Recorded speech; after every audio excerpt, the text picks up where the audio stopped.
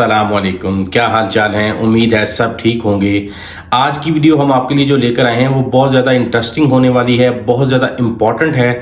जो लोग रोमानिया में ऑलरेडी हैं, रोमानिया में वर्क वीज़ा पर आए हैं, उनके लिए ये समझना बहुत ज़्यादा ज़रूरी है। जब रोमानिया में आप वर्क वीज़ा पर आते हैं तो वर्क वीज़ा पर आने के बाद जो सबसे पहला काम होता है यहाँ कंपनी का, वो आपका जो फर्स्ट टीआरसी कार्ड का प्रोसेस करती है।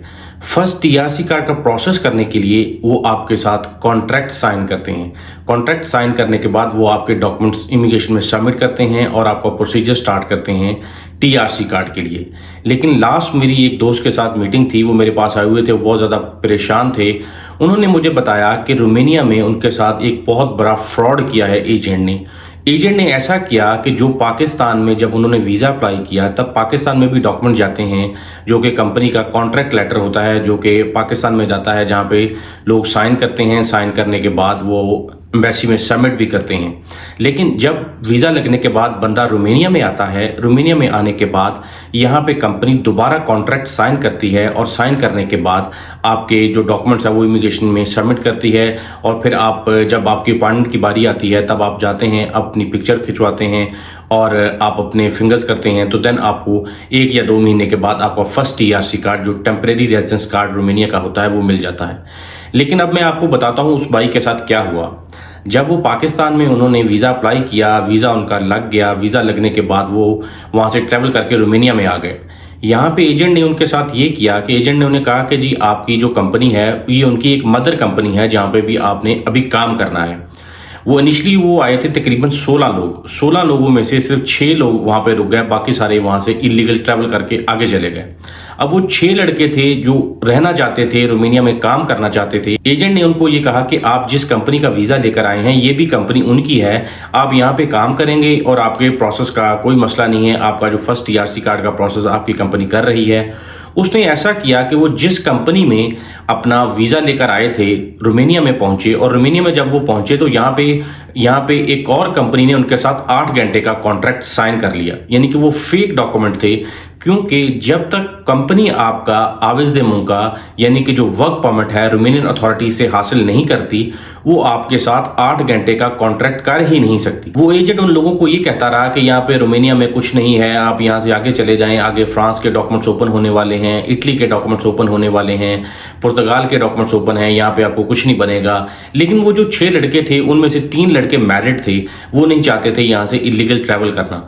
लेकिन एजेंट की ये कोशिश थी कि वो इलीगल ट्रैवल करके चले जाएं। एजेंट उनको ये सच नहीं बता रहा था कि जिस कंपनी में वो आए हैं उस कंपनी ने आपको नहीं लेना, उन्होंने सिर्फ वीज़ा दिया है, वीज़ा देने के बाद आप रोमानिया में आ गए हैं, देन उनकी रिस्पॉन्सिबिलिटी ख़त्म है।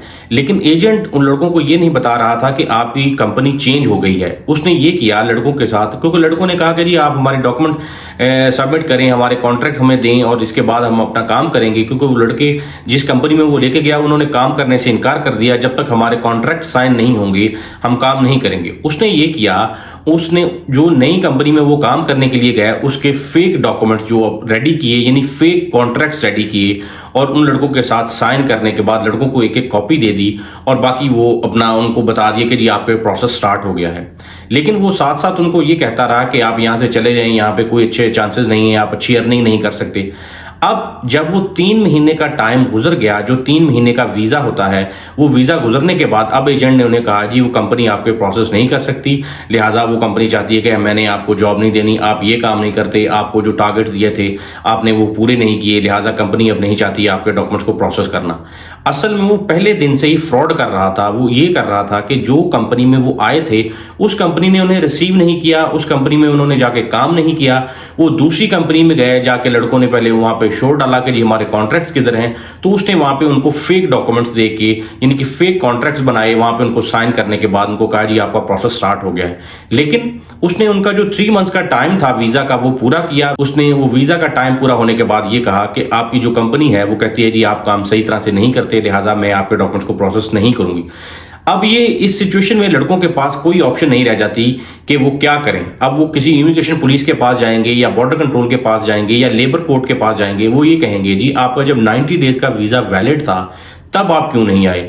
अब आपकी कुछ नहीं हो सकता। अब हम आपके लिए ये कर सकते हैं, आपको डिपोर्ट का जो लेटर देंगे, जो कंट्री लीव का लेटर देंगे, उसमें हम आप पे कोई भी पेनल्टी नहीं लगाएंगे, यानी कि आपको 6 महीने के लिए, साल के लिए या 5 साल के लिए बैन नहीं करेंगे। लेकिन हम आपको कंट्री आउट का लेटर देते हैं, आप अपनी कंट्री में वापस जाएं, दोबारा वीजा अप्लाई करके दोबारा आएं। ऐसी सिचुएशन में लोगों के साथ बहुत ज़्यादा प्रॉब्लम हो जाती है। वो पहले ही पाकिस्तान में बहुत ज़्यादा पैसे लगाकर, बहुत ज़्यादा टाइम जो कंज्यूम करके आपका वीज़ा मिलता है, और अब जो आपको पता है एम्बेसी में जो सूरत हाल है, 100 में से 10 वीज़ा लग रहे हैं, 90 वीज़ा रिजेक्ट हो रहे हैं, तब उनके पास फिर कोई ऑप्शन नहीं बचती। वो यहाँ से या तो फिर वापस जाएंगे या फिर यहाँ से इलीगल आगे जाएंगे। तो इस सिचुएशन में मैंने आपको ये बताने के लिए ये वीडियो बनाई है कि आपने जब भी रोमानिया में आना है, डजेंट मैटर आप इंडिया से आ रहे हैं, पाकिस्तान से आ रहे हैं, बांग्लादेश या दुनिया के किसी कोने से भी रोमानिया में वर्क वीजा पर आ रहे हैं, सबसे पहली चीज जो आपने इंपॉर्टेंट अपना ज़हन नशीन कर लेनी है वो ये है कि जिस कंपनी में आप आए हैं, आपने उसी कंपनी में जाके काम करना है, उसी कंपनी का आप कॉन्ट्रैक्ट साइन कर सकते हैं। इसके अलावा आप और किसी कंपनी का कॉन्ट्रैक्ट साइन नहीं कर सकते तब तक जब तक वो कंपनी आपके लिए वर्क परमिट हासिल नहीं करती, क्योंकि जब तक आप रोमानिया में वर्क परमिट हासिल नहीं करते तब तक आप किसी भी शख्स के साथ 8 घंटे का फुल कॉन्ट्रैक्ट साइन नहीं कर सकते। अब वो 6 के 6 लड़के कल मेरे पास आए थे, लेकिन वो बहुत ज्यादा टेंशन में थे। मैंने उन्हें यही कहा कि अभी आपके पास कोई ऑप्शन नहीं है, आप जितना भी टाइम यहाँ पे गुजारेंगे उसका कोई फायदा नहीं है, कोई आप केस नहीं कर सकते, क्योंकि जो आपकी जो फर्स्ट कंपनी है उसने कंप्लेन कर दी होगी कि ये लड़के मेरे पास नहीं आए, तो लिहाजा इमिग्रेशन ने भी आपके कॉन्ट्रैक्ट जो हैं, जो वर्क परमिट जो निकाले थे वो भी कैंसिल कर दिए होंगे। मैंने उन्हें बताया कि आपके एम्प्लॉयर ने भी पुलिस में कंप्लेन कर दी होगी कि ये लड़के मेरे पास नहीं पहुंचे। अब जब आप पुलिस के पास जाएंगे या इमिग्रेशन के पास जाएंगे या लेबर कोर्ट में जाएंगे तो उनके पास ऑलरेडी रिकॉर्ड होगा कि आप कंपनी में नहीं गए, आपने कंपनी में काम नहीं किया, अब आपका वीजा एक्सपायर हो गया है, अब आप आके कह रहे हैं कि जी हमारा वीजा रिन्यू करें। तो लिहाजा अब आपको हम कंट्री एग्जिट का लेटर देंगे और आप अपनी कंट्री में वापस जाएंगे और दोबारा वीजा लेकर आ जाएं। हम आप पे कोई पेनल्टी नहीं लगाएंगे कि आपको बैन करें 6 महीने के लिए या साल के लिए, क्योंकि ऐसे केसेस में कई दफा आपको 6 महीने या 4 महीने या साल का बैन लगाकर भेजते हैं कि आपने कंट्री में ओवरस्टे किया है। तो लिहाजा अब अगर दोबारा आप आना चाहते हैं तो 1 साल के बाद आप वीजा अप्लाई कर सकते हैं। तो इस वीडियो से आपने ये जाना कि जब भी आपने रोमानिया में आना है तो आपने ये मेक श्योर करना है कि आप जिस कंपनी में आए हैं उसी कंपनी का आपने कॉन्ट्रैक्ट साइन करना है, और आते सार विद इन 90 डेज आपने ये मेक श्योर करना है कि आपकी कंपनी आपके प्रोसेस को इनिशिएट करे।